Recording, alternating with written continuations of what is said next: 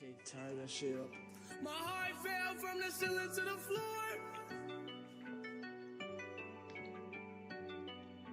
Yeah. My heart fell from the ceiling to the floor. I just wanna love it and some more. Girl, you know it's you that I adore. I wish I could give a little more. I feel like I'm not enough.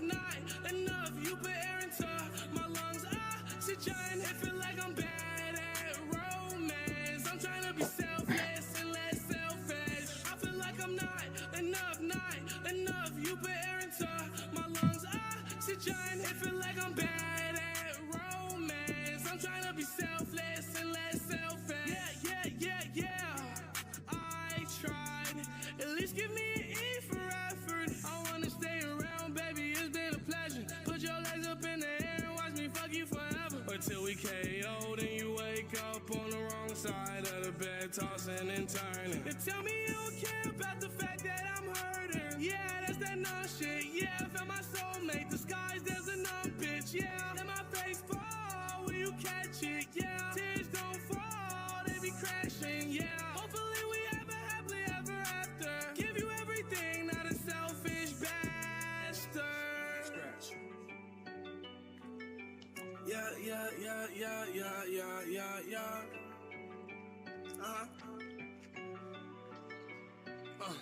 Yeah. Bitch, I'm young as fuck, I be wildin'. Ain't no one-on-ones, dogpiling. Yo, little bitch a hoe, but she stylish. That little bitch a hoe, she got mileage. Nigga, you ain't gang, you ain't mobbing. Crash your party, turn the pool to a mosh pit.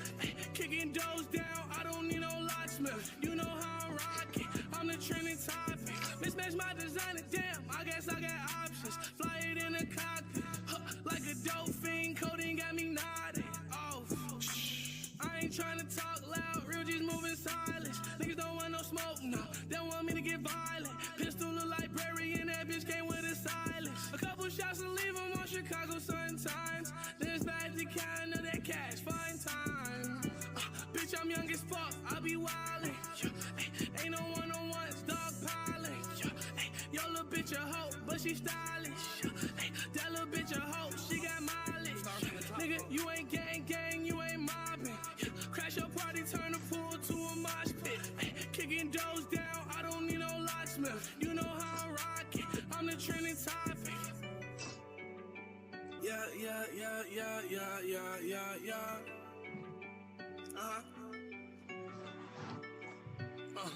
Yeah. Bitch, I'm young as fuck, I be wildin'. Ain't no one-on-ones, dogpiling. Yo, little bitch a hoe, but she stylish. That little bitch a hoe, she got mileage. Nigga, you ain't gang, you ain't mobbing. Crash your party, turn the pool to a mosh pit. Kicking doors down, I don't need no locksmith. You know how I'm rockin', I'm the trending topic.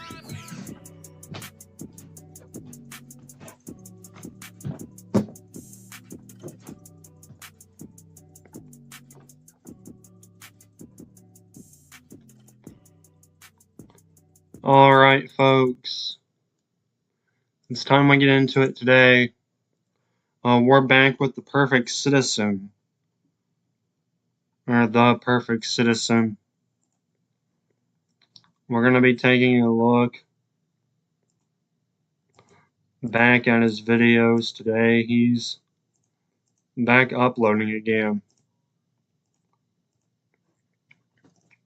And The Perfect Citizen, if you're watching this live stream, you know, I'll probably say it later in the video so we can get started. But here's about The Perfect Citizen. He has a Discord and a Twitter account and an Instagram. He does video essays and documentaries. Feel free to contact me if you have any questions or concerns. Discord, The Perfect Citizen. And I want to make an announcement to this, and I want to make an announcement because I'm trying to get people to interview with. I'm trying to get people to interview with for next year, and Perfect Citizen, if you're watching this, I want to interview you. And I know you've been in some interviews with some other people. I do a little bit of an interview series. I only have two. I did Divincello and Mr. Weasel a long time ago, back last year. But I want to bring it back again and come back. So the Perfect Citizen, if you're watching this,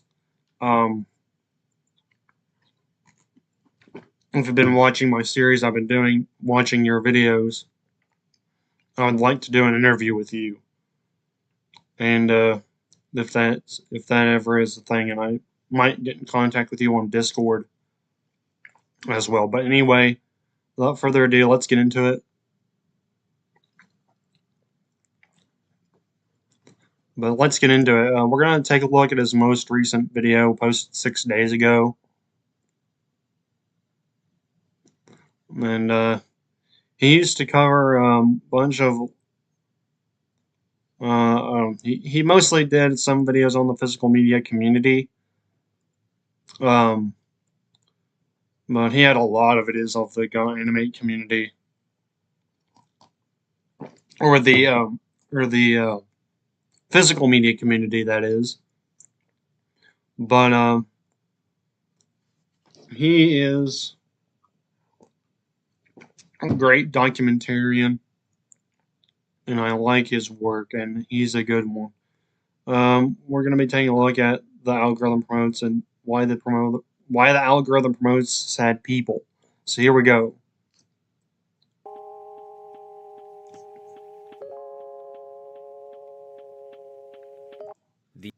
And keep in mind, this is a most recent video, so we're taking a look at that today. So anyway, why the algorithm promotes the sad people. The algorithm is a machine, pushing whatever receives the highest engagement. Usually that means it promotes popular, commercial, or unobjectionable content. However, this isn't always the case. Sometimes the algorithm promotes videos that are profoundly depressing. Their creators describe lonely, alienated, directionless existences, often complaining about having no friends. You'd expect that there would be something that makes these videos appealing, a reason for the algorithm to promote this content. Yet they have none of the hallmarks of typical viral videos. They have a bleak tone, low production quality, and rarely contain anything positive. They tend to be recorded in messy bedrooms and on cheap webcams, yet they easily rack up hundreds of thousands of views. If the algorithm is meant to promote content that receives the highest engagement, why would it push these videos? Is this really what people desire to see? If so, then what does that say about the general public? What is so appealing about watching sad people complain about their lives? To start off, let's define the characteristics of a modern depression rant. Obviously, the subject matter is always personal, negative, and distressing. The creator describes their dissatisfaction with their own life, usually focusing on their lack of friends or intimate connections. They often compare themselves to strangers or acquaintances, claiming that they are living lives noticeably worse than their counterparts. Occasionally, the creators lament different aspects of their life, such as their health or financial situation. As mentioned before, the production quality of these videos is often very low. Usually, the videos are filmed on webcams. Similarly, the audio is choppy, seemingly recorded using built-in microphones. Yet the crude style of these videos gives them the rawness that they wouldn't have otherwise. It feels like the creators just turned on their cameras and bared their hearts unfiltered, spewing their pain directly onto the internet. Additionally, which is something you should not do on the internet, is do this. Most popular of these videos are created by young women. It's not surprising that videos featuring pretty girls garner a lot of attention, but of course, it's not exclusive to females. There's more to this phenomenon than just that. Now, what exactly attracts people to this type of content? There are three main psychological and sociological factors that can help explain why these videos have become so prevalent. These are communal coping, downward social comparison, and schadenfreude. Communal coping is a practice often undertaken by groups during a distressing event. It is the tendency of social units to bear a stress collectively rather than individually. Communal coping is a beneficial and effective way for people to cope while distressed. Studies show that individuals who are able to share their emotional distress with others are less likely to experience depression or burnout. The popularity of depressing rants seems to be connected to communal coping. By watching these videos, the audience could be attempting to show sympathy, trying to bear the pain of the creators alongside them. However, the coping that is experienced through viral YouTube videos is illusory and ineffective. The internet is not a community in the same way that a family or small town is. It is unlikely that any depressed individual would receive proper emotional support from a YouTube video. Likewise, there is no goal for this community to work toward. There's not even an identifiable event that can be overcome. The creators of depressing rants describe a pervasive sense of malaise or dissatisfaction rather than specific issues. This creates a false reality for the viewer and creator. While both feel they have emotionally unburdened themselves by watching or recording these videos, neither has made any progress towards solving their problems. Downward social comparison is a defense mechanism used to self-evaluate and place oneself on a relative hierarchy. In simple terms, it is when people compare themselves to those in a lower social position to feel better about their situation.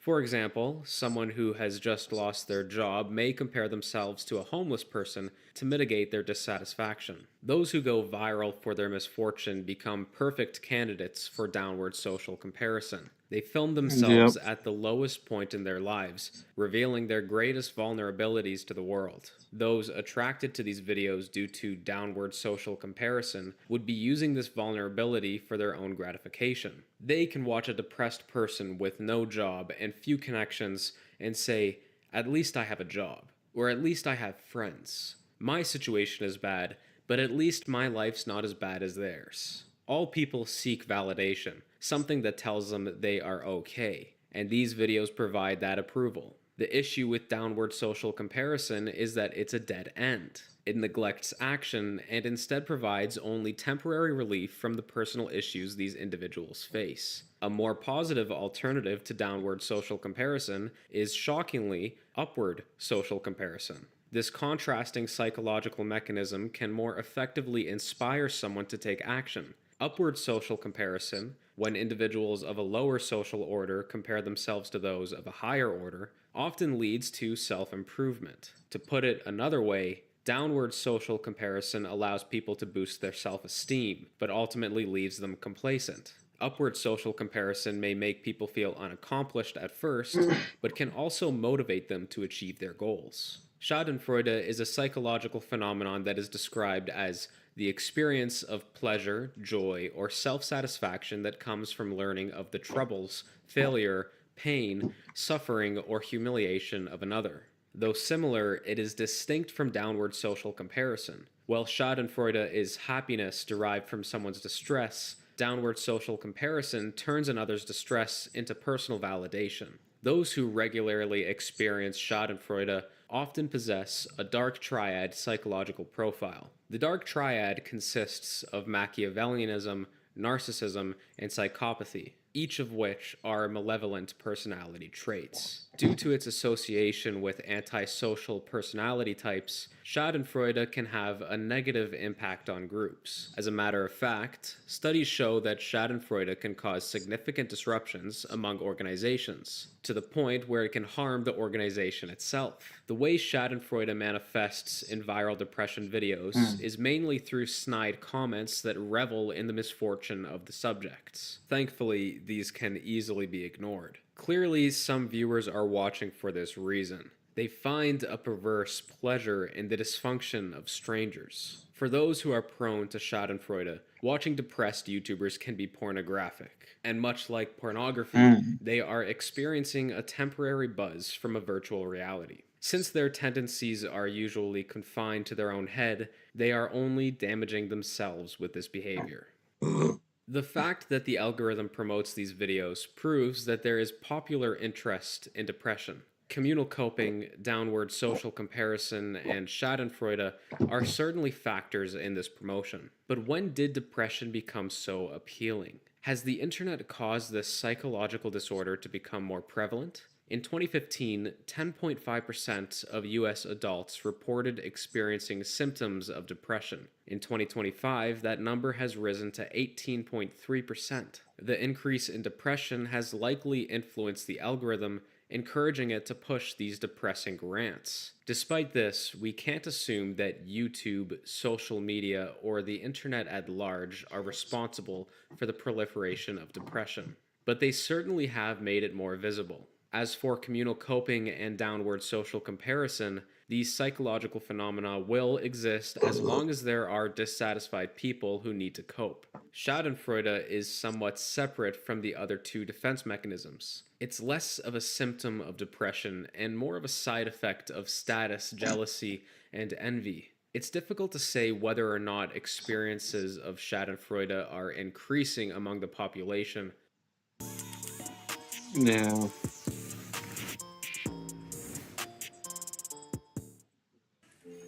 We're with Liam after his 4th military move. Or whether the sentiment is becoming normalized. There simply isn't enough research to confirm or deny this possible trend. Even so, interest in the concept greatly increased following the advent of the internet. Since 2006, studies on Schadenfreude have skyrocketed. Perhaps this increased attention implies that the phenomenon is becoming more prevalent. However, that's only speculation. Another way to determine if Schadenfreude is becoming more prevalent is to see whether dark triad personality traits are increasing among the population. Since Schadenfreude is heavily associated with the dark triad, it can be assumed that as narcissism, Machiavellianism, and psychopathy increase among a population, the experience of Schadenfreude will become more acceptable and common. Thankfully, this isn't the case. There is no evidence to suggest that dark triad traits are on the rise. On the flip side, there's nothing to suggest that rates are declining. The proportion of the population exhibiting narcissistic, Machiavellian, or psychopathic tendencies has remained more or less the same throughout history. Consequently, Schadenfreude is likely as common today as it was in the pre-internet era. Social media algorithms are supposed to be neutral. They simply promote content that has the highest engagement. If depression is what people want to see, then that's what the platforms will promote. Maybe the most distressing consequence of this phenomenon is that these platforms, with their neutral algorithms, are profiting on the misery of their users. In 2024, YouTube reported over $36 billion in profits. The same year, TikTok reported $22 billion in profits. What fraction of that money was earned off human suffering? What amount of revenue came from sad people telling sad tales into crappy cameras from lonely rooms? Obviously, the amount is unquantifiable, yet the point still stands. For every video these creators post, corporations profit. These platforms, whether consciously or not, are benefiting from this trend the same way they benefit from every other video that draws eyes to their sites. Their stock prices increase with every second they have a user's attention. If exploitation is the unfair use of someone for the purpose of extracting gain, then this surely meets that definition. In the end, it's questionable whether virality leaves these creators better off. Perhaps some do benefit from the attention. Maybe they feel comforted by the thousands of comments they receive supporting them. For others, however, this sudden exposure can reinforce their depression. By exposing themselves as depressives, these creators will likely attract those in similar emotional states. Content, happy people have no reason to watch these videos, yet they are exactly the types who could provide these sad individuals with a more positive perspective. These videos don't attract positive people. They attract other depressives. And the last thing a depressed person needs is to be surrounded by depressives. Of course, the psychological effect these videos have on the viewer is similarly damaging. In fact, the impact on the audience may be worse than that experienced by the creator. Specifically, the viewer of these videos is at risk of something called stress contagion. Stress contagion is when suffering or strain experienced by one person can affect the behavior and stress levels of those around them. In other words, it is possible for someone who is anxious or distressed to cause those around them to feel the same way. Even those who are not depressed can be affected by stress contagion. For those suffering from a serious mental illness, the danger is much greater. The depressed people who seek out and watch these videos are at risk of further harming themselves due to stress contagion. If they place themselves in an echo chamber of misery, they will inevitably feel more misery. Unfortunately, when the viewer enters into this echo chamber, the algorithm perpetuates this cycle. The more they watch, the more the algorithm pushes depressing content, and the deeper they dig themselves into this psychological hole. Tragically, many are never able to escape from this downward spiral. It may be true that these videos do not provide effective solutions to people's problems, and it may be true that some gain a sick sense of pleasure from watching these depressing rants, but for many, these videos provide a more wholesome comfort, a comfort that comes from knowing they are not alone, that out there somewhere across the internet, someone is experiencing the same struggles. To them, it may be a relief recognizing themselves in these tragic strangers who feel just as lost in this complex world. It's not fair to say that depressing rants only create greater sadness. One glance at their comment sections reveals the empathy and love that these videos elicit. These comments don't only support the creator, they support each other, offering sympathy to fellow viewers. Ultimately, if any good comes from these videos, then they have made the world a better place. What more can we ask of anything? Thanks for watching. Yeah. That's the Perfect Citizens video, why the algorithm promotes sad people. And that's it for this one, folks. I might do more of the Perfect Citizen. But shout out to LTM Vlogs or tutorials or whatever he's called nowadays. Shout out to DXFan number 1, the Silverbella Show. And that's it for this one. Thank you all for watching, everybody. And again, the Perfect Citizen, if you're watching, I would like to interview you sometime. Maybe next year. But that's it for this one. Thank you all for watching.